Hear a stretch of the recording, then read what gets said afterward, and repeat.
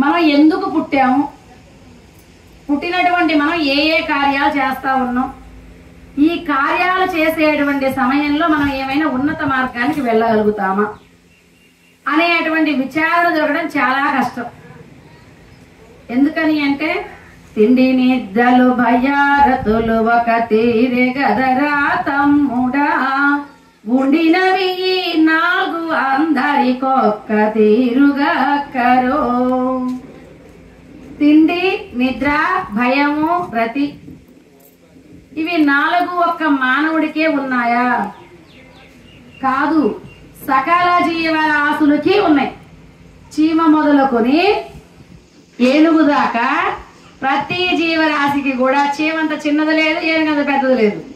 అందుకని వీటిల్లో మొదలుకొని మొత్తం ఎన్ని జీవరాశులు అయితే ఉన్నాయో అన్ని జీవరాశులకి తిండి, నిద్ర, భయము, రతి, ఇవి నాలుగు ఉన్నాయి. ఇంకా తిండి మనక ఆశ ఉందనుకుంటాను, చీమ అంత ఆశ మనకు లేదు.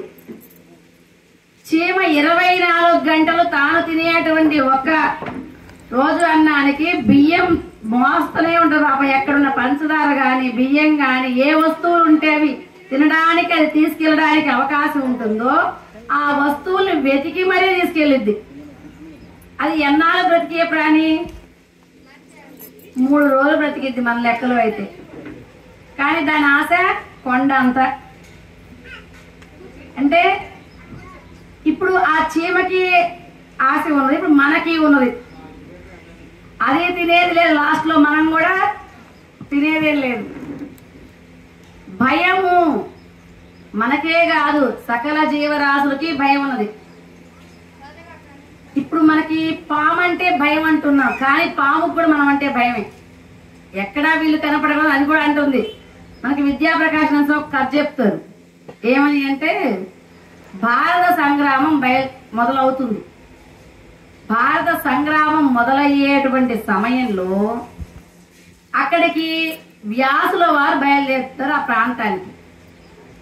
అక్కడ ఒక చిన్న పక్షి అంటే ఎగరగలిగేటువంటి సీతాకోక చిలుక లాంటిది ఎగిరిపోతా ఉంది.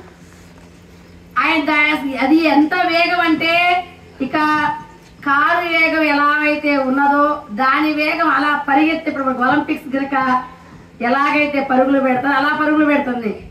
అప్పుడు దానికి ఒక శక్తి ఇచ్చాడు వ్యాసుల వారు. ఇచ్చి మాట్లాడడానికి ప్రయత్నం చేశాడు. ఏంటి నువ్వు ఇంత స్పీడ్ గా ఇంత వేగంగా వెళ్ళడానికి కారణం ఏంటి అంటే, నీకు అర్థం కావట్లేదా స్వామి, వెనక పక్క రథాలు వేసుకుని జనాలు ఆయుధాలు పట్టుకొని వస్తున్నారు. ఇంత ఆయుధ సంగ్రామం ఉన్నటువంటి ఈ ప్రాంతంలో మేమున్నట్లయితే మా పిల్లలు గాని మా జాతి గాని ఏది మిగలదు, అందుకని వెళ్ళిపోతున్నా అన్నారు. మీకు కూడా భయమేనా? అదేంటి స్వామి, మీలాగే మాకు తింటాం, మీలాగే మాకు పెళ్లిళ్ళు ఉన్నాయి అంటే, మీకేమో బ్యాండ్ మేళాలు ఇప్పుడు డీజేలు ఉన్నాయి, కానీ మాకు అవి లేవులేదు. అవి మాత్రమే లేవు, కానీ తినడానికి మేము పిల్లల్ని అంటాం. మాకు కోరికలు ఉన్నాయి, మాకు భయం ఉంది, మాకు నిద్ర ఉంది. ఓహో, అన్నీ ఉంటాయా వీటికి కూడా? వ్యాసుల వారికి తెలియదో తెలుసు, కానీ లోకానికి చెప్పడం కోసం తాను చెప్పినటువంటి ఒక మాటది. అయితే మరి తనని చూడడానికి, తన పిల్లల్ని చూడడానికి, తన ఇల్లుని చూడడానికి ఇంకా మనుషులు ఏం అవసరమా? దేంట్లో అయినా సుఖమే ఉంటుంది. తిండి, నిద్ర, భయం, రతి అనుకున్నాం కదా.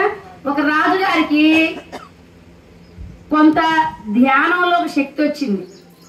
ఏంటి ఆ శక్తి అంటే భవిష్యత్ దర్శనం. భవిష్యత్ దర్శనం అని అంటే మనం ఎప్పుడు చనిపోతామో, చనిపోయిన తర్వాత ఎక్కడ పుడతామో, పుట్టేటువంటి వాటి ఎలా ఉంటుందో అనేటువంటి భవిష్యత్ దర్శనం కలిగింది రాజుగారికి. ఆ రాజుగారు తన కొడుకు దగ్గరికి వెళ్ళాడు. నాకు ఫలానా రోజున మరణం సంభవిస్తుంది, అయితే నేను చేసినటువంటి కర్మలు పూర్తి కాక నాకు వచ్చే జన్మ పంది జన్మ. మనుష్య జన్మని పొందేటువంటి పుణ్యం కలిగినటువంటి శరీరాన్ని సంపాదించుకోలేకపోతున్నా, నాకు పంది జన్మ వచ్చింది. కానీ ఆ బురదలో పండుకొని ఆ ఏక్యమైన దాంట్లో ఉండాలని కోరిక లేదు. కాబట్టి నీవు ఎట్లయినా సరే నాకు ఆ జన్మ వచ్చిన వెంటనే నన్ను చంపేయవా అని కోరుకున్నాడు కొడుకు. సరే అని చెప్పాడు కొడుకు. అలానే చేస్తాను నాన్న, నువ్వు చెప్పినట్లుగానే బాధ్యత నిర్వహిస్తాను అని చెప్పాడు. సరే ఆయన అన్న సమయానికి ఖచ్చితంగా చనిపోయారు. ఆ చనిపోయినటువంటి సమయంలో కొడుకు గారికి పట్టం కట్టాల్సి వచ్చింది. కొడుకు కొత్తగా రాజ్యం తీసుకున్నాడు, అన్ని సమస్యలు వచ్చి పడుతూ ఉన్నాయి. వాటిని సొల్యూషన్ చేయడంలోనే ఆయన సమయం సరిపోతుంది. అది చేసిన ఎప్పుడో 2 సంవత్సరాల తర్వాత జ్ఞాపకం వచ్చింది తండ్రి చెప్పిన విషయం. అయ్యో మా నాన్న పలానా గ్రామంలో పంది జన్మ ఎత్తుతానన్నాడే, ఆ జన్మ నుంచి నన్ను విముక్తిని పొందించాలి అని చెప్పాడే, అలాంటి కార్యాన్ని నిర్వర్తించకుండా ఉన్నాను కదా, ఇప్పుడన్నా ఆ బాధ్యత నిర్వర్తిస్తాను అని చెప్పి ఆయన చెప్పినటువంటి ఎక్కడైతే స్థలం ఉన్నదో ఆ స్థలానికి వెళ్లి చూశాడు. మళ్ళీ గుర్తులు కూడా చెప్పాడు.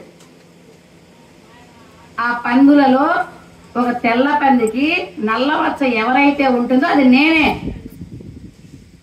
సరే వెళ్ళాడు, ఆ పందుల్లో ఉన్నటువంటి దాన్ని పట్టుకున్నాడు, ఈ కత్తెత్తి పైకి లేపిండు.